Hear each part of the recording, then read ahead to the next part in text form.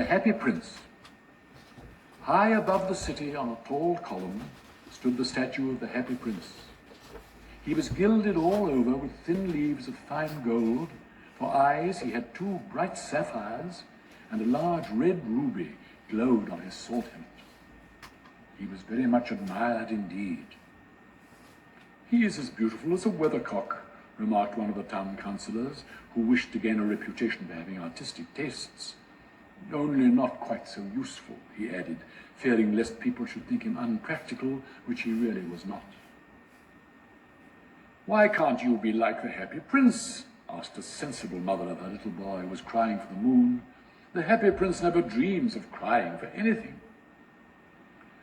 "I'm glad there's someone in the world who is quite happy," muttered a disappointed man as he gazed at the wonderful statue. "He looks just like an angel," said the charity children as they came out of the cathedral in their bright scarlet cloaks and their clean white pinafores. "How do you know?" said the mathematical master. "You have never seen one." "Ah, but we have in our dreams," answered the children. And the mathematical master frowned and looked very severe, for he did not approve of children dreaming. One night there flew over the city a little swallow. His friends had gone away to Egypt 6 weeks before, but he had stayed behind, for he was in love with the most beautiful reed. He had met her early in the spring as he was flying down the river after a big yellow moth, and had been so attracted by her slender waist that he had stopped to talk to her. "Shall I love you?" said the swallow, who liked to come to the point at once, and the reed made him a low bow. So he flew round and round her, touching the water with his wings and making silver ripples. This was his courtship, and it lasted all through the summer. "It is a ridiculous attachment," twittered the other swallows. "She has no money and far too many relations." And indeed the river was quite full of reeds. Then when the autumn came, they all flew away. After they had gone, he felt lonely and began to tire of his lady love. "She has no conversation," he said, "and I am afraid she is a coquette, for she is always flirting with the wind." And certainly, whenever the wind blew, the reed made the most graceful curtsies. "I admit that she is domestic," he continued, "but I love traveling, and my wife consequently should love traveling also." "Will you come away with me?" he said finally to her. But the reed shook her head. She was so attached to her home. "You've been trifling with me," he cried. "I am off to the pyramids. Goodbye." And he flew away. All day long he flew, and at night time he arrived at the city. "Where shall I put up?" he said. "I hope the town has made preparations." Then he saw the statue on the tall column. "I will put up there," he cried. "It is a fine position with plenty of fresh air." So he alighted just between the feet of the Happy Prince. "I have a golden bedroom," he said softly to himself as he looked round and prepared to go to sleep. But just as he was putting his head under his wing, a large drop of water fell on him. "What a curious thing," he cried. "There's not a single cloud in the sky. The stars are quite clear and bright, and yet it is raining." The climate in the north of Europe is really dreadful. The reed used to like the rain, but that was merely her selfishness. Then another drop fell. "What is the use of a statue if it cannot keep the rain off?" he said. "I must look for a good chimney pot." And he determined to fly away. But before he had opened his wings, a third drop fell, and he looked up and saw... what did he see?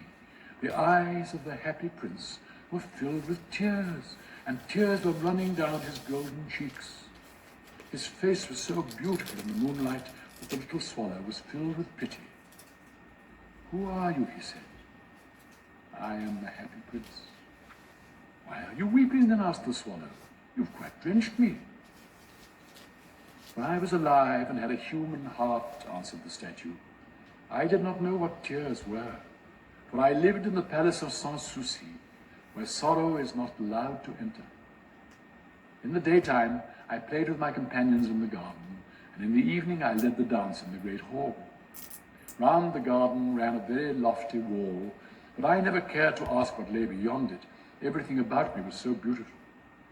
My courtiers called me the Happy Prince, and happy indeed I was, if pleasure be happiness. So I lived, so I died. And now that I am dead, they have set me up here so high that I can see all the ugliness and all the misery of my city. And though my heart is made of lead, yet I cannot choose but weep. What, is he not solid gold? Said the swallow to himself. He was too polite to make any personal remarks out loud. Far away, continued the statue in a low musical voice, far away in a little street, there is a poor house. One of the windows is open, and through it I can see a woman seated at a table. Her face is thin and worn, and she has coarse red hands all pricked by the needle, for she is a seamstress. She is embroidering passion flowers on a satin gown for the loveliest of the Queen's maids of honor to wear in the next court ball. In a bed in the corner of the room, a little boy is lying ill. He has a fever and is asking for oranges. His mother has nothing to give him but river water, so he is crying. Swallow, swallow, little swallow, will you not bring her the ruby out of my sword hilt? My feet are fastened to this pedestal and I cannot move. I am waited for in Egypt, said the swallow. My friends are flying up and down the Nile and talking to the large lotus flowers. Soon they will go to sleep in the tomb of the great king. The king is there himself in his painted coffin. He is wrapped in yellow linen and embalmed with spices. Round his neck is a chain of pale green jade, and his hands are like withered leaves. Swallow, swallow, little swallow, said the prince.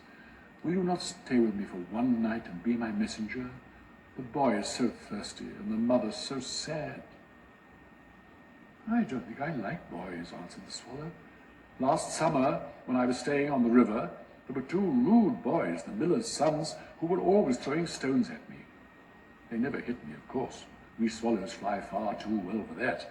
And besides, I come of a family famous for its agility, but still it was a marked disrespect. But the happy prince looked so sad that the little swallow was sorry. It is very cold here, he said, but I will stay with you for one night and be your messenger. Thank you, little swallow, said the prince. So the swallow picked out the great ruby from the prince's sword and flew away with it in his beak over the roofs of the town. He passed by the cathedral tower where the white marble angels were sculptured. He passed by the palace and heard the sound of dancing. A beautiful girl came out on the balcony with her lover. How wonderful the stars are, he said to her, and how wonderful is the power of love. I hope my dress will be ready in time for the state ball, she answered. I have ordered passion flowers to be embroidered on it, but the seamstresses are so lazy. He passed over the river and saw the lanterns hanging to the masts of the ships. He passed over the ghetto and saw the old Jews bargaining with each other and weighing out money in copper scales. At last he came to the poor house and looked in. The boy was tossing feverishly on his bed, and the mother had fallen asleep, she was so tired. In he hopped and laid the great ruby on the table beside the woman's thimble. Then he flew gently round the bed, fanning the boy's forehead with his wings. How cool I feel, said the boy. I must be getting better. And he sank into a delicious slumber. Then the swallow flew back to the happy prince and told him what he had done. It is curious, he remarked, but I feel quite warm now, although it's so cold. That is because you've done a good action, said the prince. And the little swallow began to think, and then he fell asleep. Thinking always made him sleepy. When day broke, he flew down to the river and had a bath. What a remarkable phenomenon, said the professor of ornithology as he was passing over the bridge. A swallow in winter. And he wrote a long letter about it to the local newspaper. Everyone quoted it. It was full of so many words that they could not understand. Tonight I go to Egypt, said the swallow, and he was in high spirits at the prospect. He visited all the public monuments and sat a long time on top of the church steeple. Wherever he went, the sparrows chirruped and said to each other, what a distinguished stranger. So he enjoyed himself very much. When the moon rose, he flew back to the happy prince. Have you any commissions for Egypt, he cried. I'm just starting. Swallow, swallow, little swallow, said the prince. Will you not stay with me one night longer? I am waited for in Egypt, answered the swallow. Tomorrow my friends will fly up to the second cataract. The river horse couches there among the bulrushes, and on a great granite throne sits the god Memnon. All night long he watches the stars, and when the morning star shines, he utters one cry of joy, and then he is silent. At noon, the yellow lions come down to the water's edge to drink. They have eyes like green beryls, and their roar is louder than the roar of the cataract. Swallow, swallow, little swallow, said the prince. Far away across the city, I see a young man in a garret. He is leaning over a desk covered with papers, and in a tumbler by his side there is a bunch of withered violets. His hair is brown and crisp, and his lips are red as a pomegranate, and he has large and dreamy eyes. He is trying to finish a play for the director of the theatre, but he is too cold to write any more. There's no fire in the grate, and hunger has made him faint. I will wait with you one night longer, said the swallow, who really had a good heart. Shall I take him another ruby? Yes, I have no ruby now, said the prince. My eyes are all I have left. They are made of rare sapphires, which were brought out of India 1,000 years ago. Pluck out one of them and take it to him. He will sell it to the jeweler and buy food and firewood and finish his play. Dear prince, said the swallow, I cannot do that. And he began to weep. Swallow, swallow, little swallow, said the prince, do as I command you. So the swallow plucked out the prince's eye and flew away to the student's garret. It was easy enough to get in, as there was a hole in the roof. Through this he darted and came into the room. The young man had his head buried in his hands, so he did not hear the flutter of the bird's wings, and when he looked up, he found the beautiful sapphire lying on the withered violets. I am beginning to be appreciated, he cried. This is from some great admirer. Now I can finish my play. And he looked quite happy. The next day the swallow flew down to the harbour. He sat on the mast of a large vessel and watched the sailors hauling big chests out of the hold with ropes. Heave ahoy, they shouted as each chest came up. I am going to Egypt, cried the swallow, but nobody minded. And when the moon rose, he flew back to the happy prince. I have come to bid you goodbye, he cried. Swallow, swallow, little swallow, said the prince, will you not stay with me one night longer? It is winter, answered the swallow, and the chill snow will soon be here. In Egypt, the sun is warm on the green palm trees, and the crocodiles lie in the mud and look lazily about them. My companions are building a nest in the temple of Baalbek, and the pink and white doves are watching them and cooing to each other. Dear prince, I must leave you, but I will never forget you, and next spring I will bring you back 2 beautiful jewels in place of those you have given away. The ruby shall be redder than a red rose, and the sapphire shall be as blue as the great sea. In the square below, said the happy prince, there stands a little match girl. She has let her matches fall in the gutter, and they are all spoiled. Her father will beat her if she does not bring home some money, and she is crying. She has no shoes or stockings, and her little head is bare. Pluck out my other eye, give it to her, and her father will not beat her. I will stay with you one night longer, said the swallow, but I cannot pluck out your eye. You would be quite blind then. Swallow, swallow, little swallow, said the prince, do as I command you. So he plucked out the prince's other eye and darted down with it. He swooped past the match girl and slipped the jewel into the palm of her hand. What a lovely piece of glass, cried the little girl, and she ran home laughing. Then the swallow came back to the prince. You are blind now, he said, so I will stay with you always. No, little swallow, said the poor prince, you must go away to Egypt. I will stay with you always, said the swallow, and he slept at the prince's feet. All the next day he sat on the prince's shoulder and told him stories of what he had seen in strange lands. He told him of the red ibises who stand in long rows on the banks of the Nile and catch goldfish in their beaks. Of the Sphinx, who is as old as the world itself and lives in the desert and knows everything. Of the merchants who walk slowly by the side of their camels and carry amber beads in their hands. Of the king of the mountains of the moon, who is as black as ebony and worships a large crystal, of the great green snake that sleeps in a palm tree and has 20 priests to feed it with honey cakes, and of the pygmies who sail over a big lake on large flat leaves and are always at war with the butterflies. Dear little swallow, said the prince, you tell me of marvelous things, but more marvelous than anything is the suffering of men and of women. There is no mystery so great as misery. Fly over my city, little swallow, and tell me what you see there. So the swallow flew over the great city and saw the rich making merry in their beautiful houses while the beggars were sitting at the gates. He flew into dark lanes and saw the white faces of starving children looking out listlessly at the black streets. Under the archway of the bridge, 2 little boys were lying in one another's arms to try and keep themselves warm. How hungry we are, they said.